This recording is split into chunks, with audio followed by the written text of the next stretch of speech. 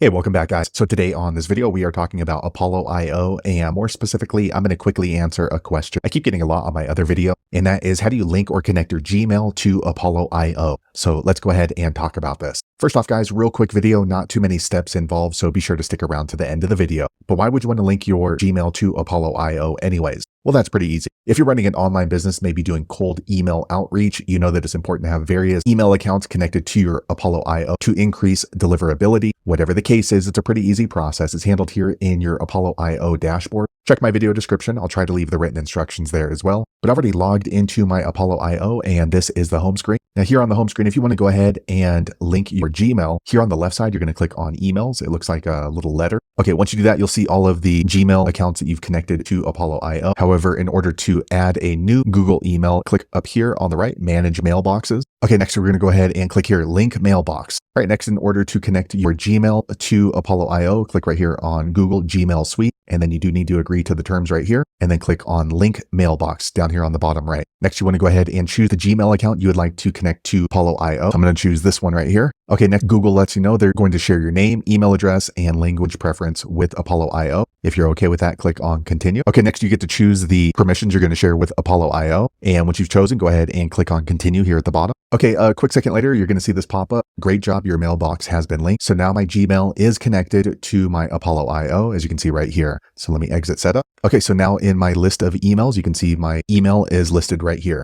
So there you have it, guys. If you're wondering how to link or connect your Gmail to Apollo IO, that's the easiest way I know how to do it. If you know an easier way, be sure to leave a comment below. Let the rest of us know how you did it. Hopefully you found that video useful. If so, click thumbs up or maybe consider subscribing to my channel, and I hope to see you on the next video. Thanks again for watching.